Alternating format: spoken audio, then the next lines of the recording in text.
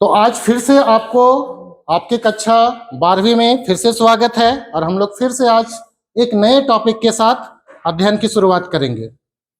मैं आशा करता हूं कि आप लोग सारा चीज पढ़ के आते हैं, याद करिए क्योंकि आपका एग्जाम सामने है। ठीक है, आज हम लोग बात करेंगे, कल हम लोगों का तटीय नौ परिवहन कंप्लीट हो चुका था, सुएज नहर, पनामा नहर हम लोग कर चुके हैं। और आज का जो है टॉपिक वो है, जैसे हम लोग जलमार्ग को दो भागों में बांटे थे, समुद्री जलमार्ग और आंतरिक जलमार्ग। तो समुद्री जलमार्ग को हम लोग कर चुके हैं, आज हम लोग करेंगे आंतरिक जलमार्ग। ठीक है, आंतरिक जलमार्ग उसको पहले जानेंगे कि वो चीज है क्या। ठीक है, तो आज का जो हमारा शीर्षक है वो है आंतरिक जलमार्ग।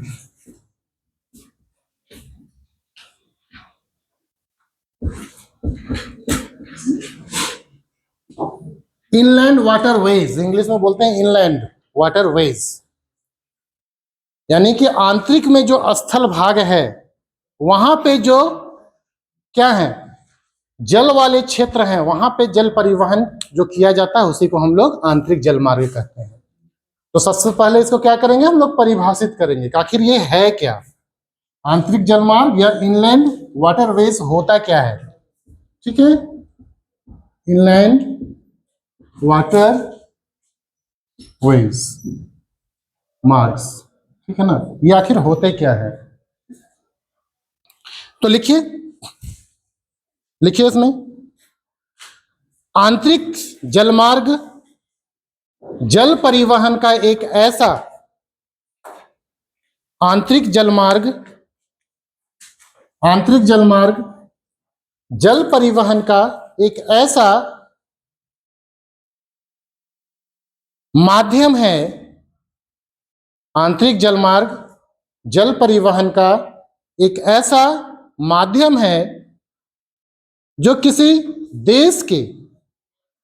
देश के आंतरिक भागों में, आंतरिक जलमार्ग जल परिवहन का एक ऐसा माध्यम है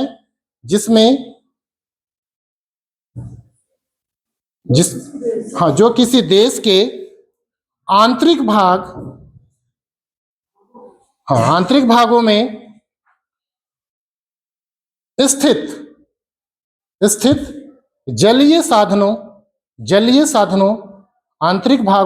स्थित जलीय साधनों, आंतरिक भागों में स्थित जलीय साधनों जैसे नदियां,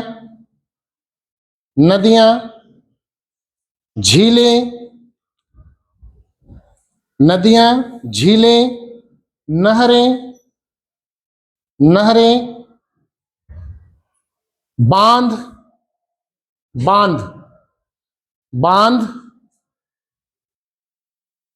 या बहुउद्देशीय डेमों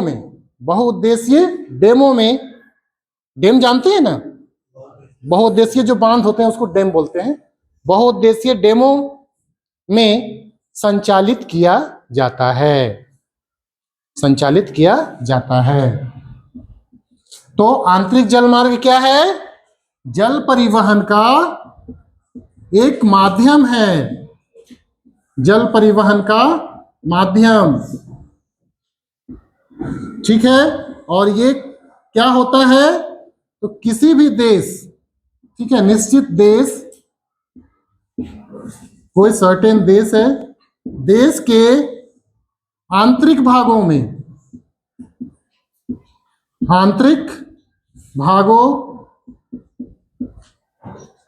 ठीक है, आंतरिक भागों के क्या, तो आंतरिक भागों के विभिन्न जलीय स्थल, विभिन्न जलीय साधन बोले ना, या विभिन्न जलीय स्रोत, ऐसे बोल सकते हैं, विभिन्न जलीय स्रोतों जैसे नदियां, झीलें, नहरें, ठीक है, बांध, बहुउद्देशीय डेमो को आप लोग बांध कर सकते हैं। बहुउद्देशीय बांधो, बहुउद्देशीय बांधो, ठीक है। बहुउद्देशीय बांधों में क्या होता है, तो यहां संचालित किया जाता है। यही हो गया आपका आंतरिक क्या, जलमार्ग। तो ये आपकी परिभाषा हो गई। इस फ्लो चार्ट को आप लोग बना लीजिए परिभाषा के बाद, ठीक है। इस फ्लो चार्ट को आप लोग बना लीजिए।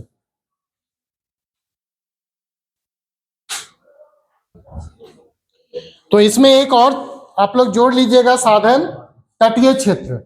तो तटीय क्षेत्र भी क्या है, विभिन्न जलीय स्रोत में आता है, जो आंतरिक जल परिवहन का माध्यम बनता है, ठीक है। जैसे भारत का पश्चिमी तटीय प्रदेश, पूर्वी तटीय प्रदेश, याद है, कल ही बताए थे, ठीक है ना, ठीक है ना। तो उसमें भी क्या होता है, तट से, पश्चिमी तट में कोंकण तट से लेते हुए कनारा तट, मालाबार तट, याद आया किसी को, ठीक है।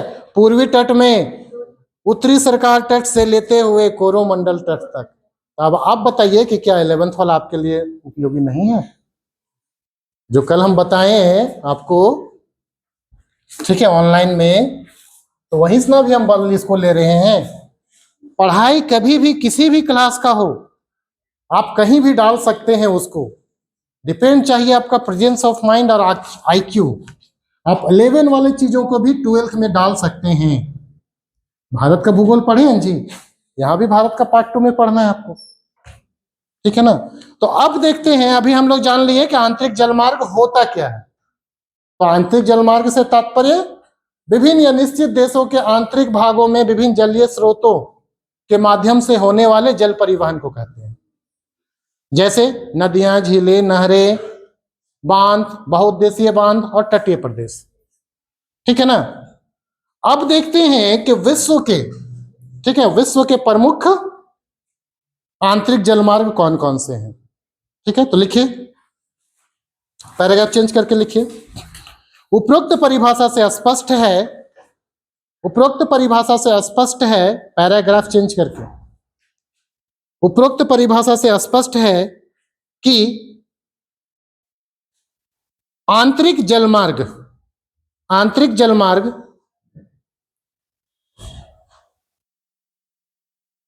किसी भी देश के आंतरिक प्रदेश में, किसी भी देश के आंतरिक प्रदेश में स्थलीय भागों के साथ साथ, स्थलीय भागों के साथ साथ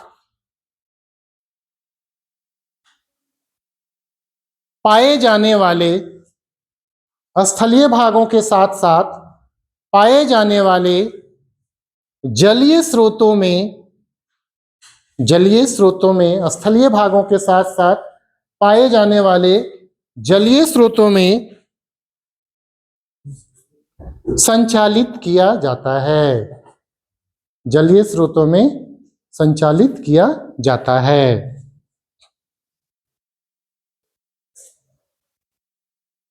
इस प्रकार किया जाता है, पूर्ण विराम, इस प्रकार स्पष्ट है, किया जाता है, इस प्रकार स्पष्ट है कि आंतरिक जलमार्ग, आंतरिक जलमार्ग संबंधित देशों के, आंतरिक जलमार्ग संबंधित देशों के स्थल परिवहन, स्थल परिवहन, स्थल परिवहन अर्थात सड़क परिवहन, रेल परिवहन, अर्थात सड़क परिवहन, रेल परिवहन इत्यादि को, इत्यादि को गति प्रदान करते हुए, इत्यादि को गति प्रदान करते हुए, तुम काहे नहीं लिख रही है, व्हाट हैपनिंग, इत्यादि को गति प्रदान करते हुए सहायता प्रदान करता है। इत्यादि को गति प्रदान करते हुए सहायता प्रदान करता है। ठीक है, इत्यादि को गति प्रदान करते हुए सहायता प्रदान करता है। कहने का तात्पर्य क्या है कि जो देश के आंतरिक भाग में क्या है, आंतरिक जल मार्ग है, तो आंतरिक जल मार्गों में जो आपके स्थल परिवहन है, स्थल परिवहन में क्या होता है, सड़क परिवहन, रेल परिवहन, उन लोगों को भी गति प्रदान करता है। कैसे करता है? मान लीजिए भारत का प्रथम राष्ट्रीय जलमार्ग संख्या 1 गंगा नदी पर क्रियाशील है, इलाहाबाद से लेकर हल्दिया तक। ठीक है, तो वो समानांतर रूप से चलता है आपके NH2 के साथ, राष्ट्रीय राजमार्ग संख्या 2 के साथ, जिसको हम लोग ग्रैंड ट्रंक रोड भी बोलते हैं। ठीक है ना? तो वो क्या करता है कि वैसे भारी वस्तुओं का परिवहन उस जल मार्ग के द्वारा करता है जो सड़क द्वारा नहीं हो पाता है। तो गति प्रदान कर रहे हैं ना उसके साथ में रह के, समझ रहे हैं चीजों को? तो इसी को हम लोग अब देख लेते हैं कि जैसे कि अब देख लीजिए, भारत का ही संदर्भ हम लोग लेते हैं, कैसे हेल्प करता है। भारत में आप जाइएगा, भारत में अगर हम लोग देखते हैं, आप लोग अब मैप तो अच्छा बनाते होंगे, है ना?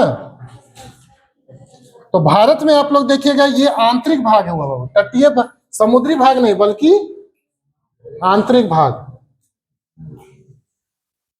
ठीक है, अरुणाचल प्रदेश, मिजोरम, त्रिपुरा, मेघालय और ये पश्चिम बंगाल का मालदा गैप।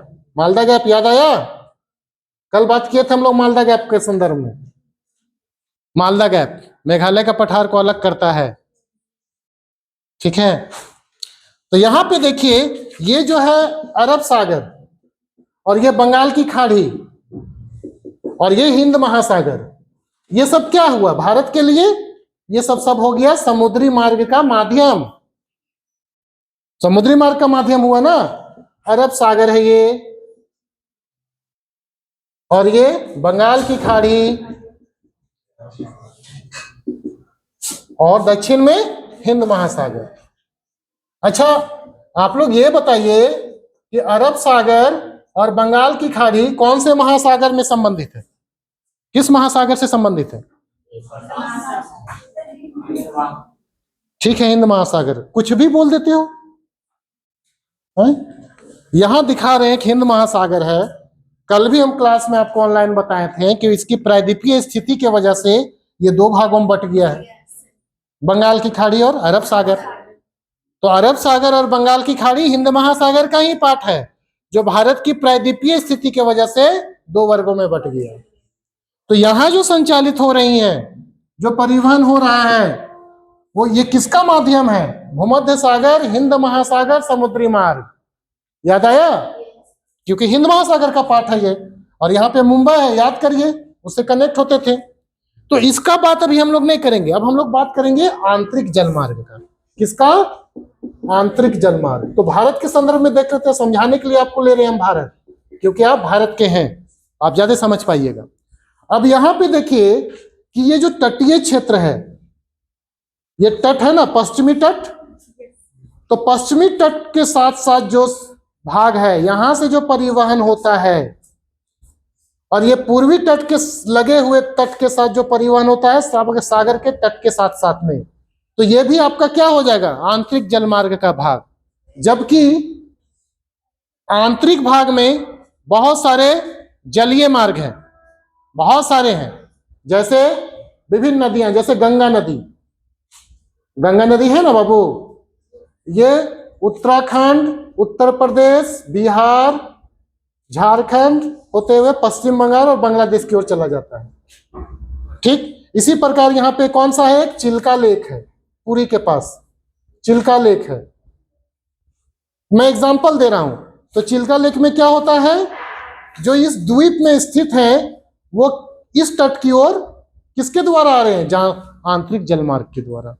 ये जो राष्ट्रीय जलमार्ग संख्या 1 है, नेशनल वाटरवेज 1, कहां से? तो इलाहाबाद से लेकर हल्दिया तक, से हल्दिया तक। यहां कोलकाता में हल्दिया है आपका, इस जगह पे हल्दिया तक, ठीक है।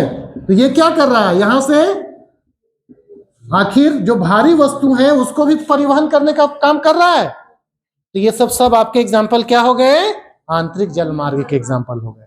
जितने झील हैं, चाहे वो चिल्का लेक है, पुलिकत लेक है, ठीक है ना, या फिर यहाँ पे वुल्लर लेक है कश्मीर में, जितने भी झील आपको नजर आएंगे, बड़े बड़े बांध नजर आएंगे, तिलैया डैम झारखंड में, जिसको अभी देश स्तर पर एक पर्यटन प्रदेश के रूप में विकसित करने का बात की गई है, आज का ही न्यूज है ये, ठीक है। तो ये सब क्या है? जलीय स्रोत है।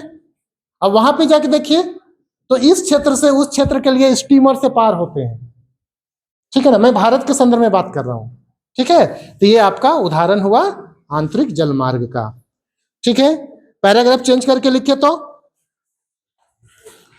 या फिर हेडिंग डाल दीजिए। हाँ जाओ, पैराग्राफ चेंज करके लिखिए, या तो हेडिंग डाल दीजिए विश्व के प्रमुख आंतरिक जलमार्ग, विश्व के प्रमुख आंतरिक जलमार्ग। जो नए बनाए होंगे मैप वगैरह, फिर से आप देख लीजिएगा, वीडियो अपलोड होगा तो, और फिर से उसको करिएगा। मैं फिर रिक्वेस्ट कर रहा हूं, मैं इसलिए अपलोड कर रहा हूं वीडियो आपके पास, ताकि आप उसको फिर से देखें। जो चीजें विजिबल देखी जाती है वो चीजें याद ज्यादा होती हैं, लेकिन आप समझ नहीं रहे हैं चीजों को, ठीक है। उसको देख के जरूर से जरूर करिए ताकि आपको दिक्कत ना हो। तो विश्व के प्रमुख आंतरिक जलमार्ग, विश्व के प्रमुख आंतरिक जलमार्ग,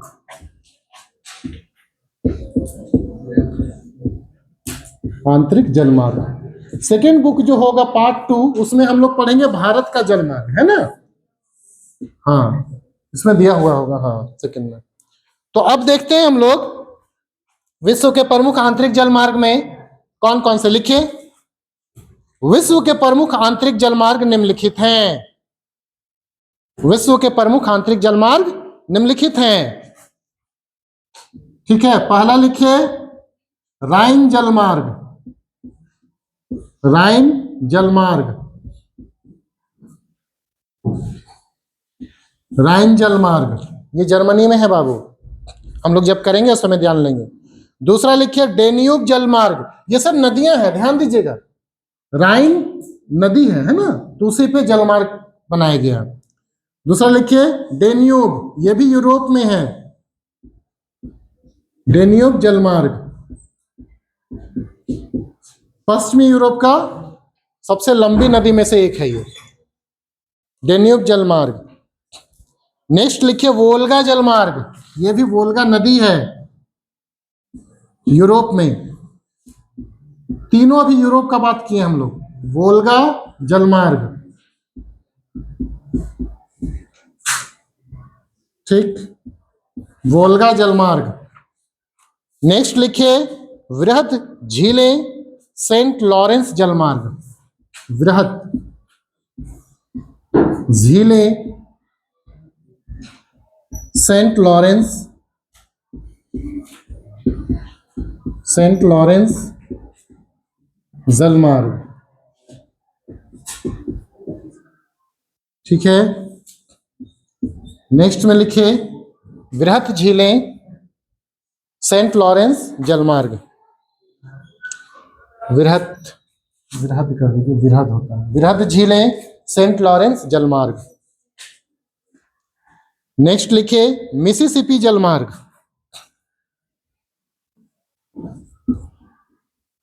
अच्छा, पांचवा मिसिसिपी जलमार्ग, मिसिसिपी जलमार्ग, मिसिसिपी जलमार्ग, ये सारे आपके जलमार्ग हो गए। मिसिसिपी जलमार्ग देख लेते हैं ये है कहां कहां। तो राइन आपको मिलेगा यूरोप महादेश में, यूरोप में, और ये कंप्लीटली जर्मनी में है राइन नदी, डेन्यूब आपको यूरोप में मिलेगा, लेकिन बहुत सारे देशों में। पश्चिमी में ब्लैक फॉरेस्ट से निकलता है जर्मनी के फ्रांस की सीमा से, और ब्लैक सी में जाके गिर जाता है, तो यूरोप में है ये भी। वोल्गा भी आपको यूरोप में मिलेगा, रसिया का पार्ट जो यूरोपीय वाला है उसमें मिलेगा।